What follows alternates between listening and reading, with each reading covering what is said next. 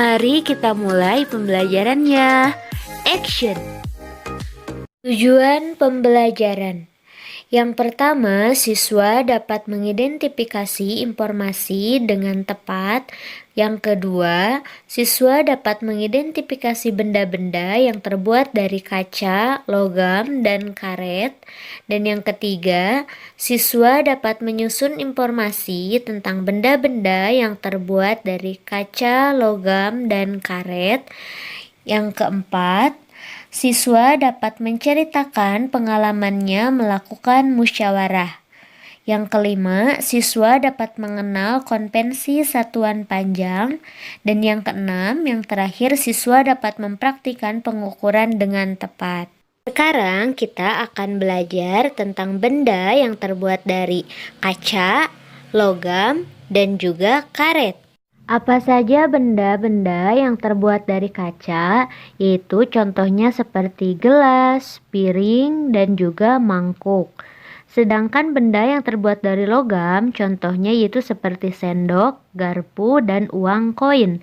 Sedangkan benda yang terbuat dari karet, contohnya yaitu karet gelang, lalu juga penghapus. Pada halaman 42, kalian ditugaskan untuk mengamati benda-benda yang berada di sekitar kalian.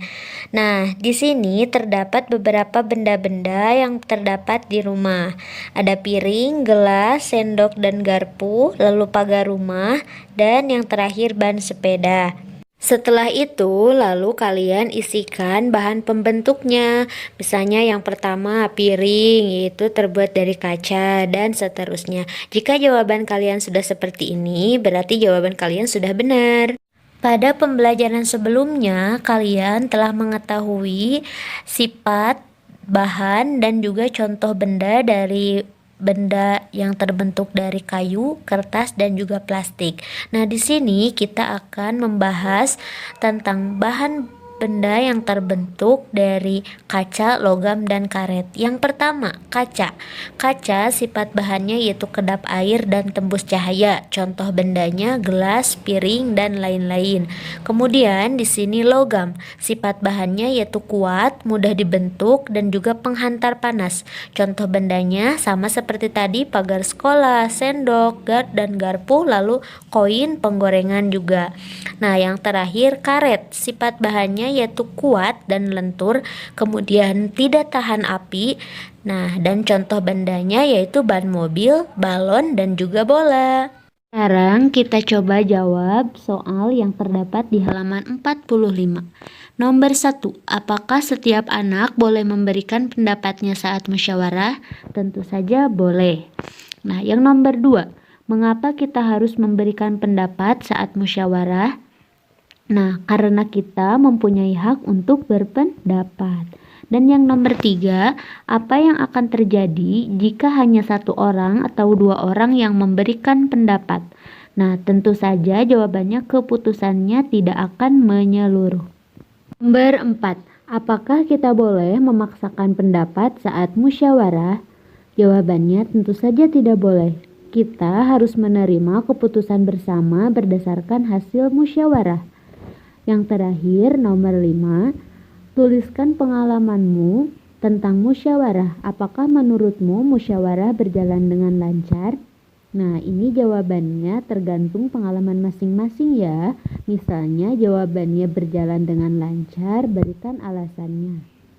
Sekarang kita akan belajar tentang satuan panjang, yang dimana terdiri dari kilometer, hektometer, dekameter, meter, desimeter, sentimeter, dan juga milimeter. Tetapi untuk pembelajaran kali ini kita fokuskan dulu di meter, sentimeter, dan juga milimeter. Aturannya yaitu setiap turun satu tangga yaitu dikalikan 10. Contoh soal, 1 meter sama dengan titik-titik desimeter. Nah, dari meter ke desimeter itu hanya turun satu tangga. Berarti hanya di 1 dikalikan 10. Nah, berarti jawabannya 1 meter sama dengan 10 desimeter. Nah, sekarang aturan yang kedua. Setiap naik satu tangga yaitu dibagi dengan 10. Berarti kalau 2 tangga dibaginya dengan 100. Nah, di sini contoh soal 100 cm sama dengan titik-titik meter. Dari sentimeter ke meter itu naiknya 2 tangga. Berarti kalau naik 2 tangga dibagi 100. 100 dibagi 100 yaitu 1. Jadi jawabannya 1 meter.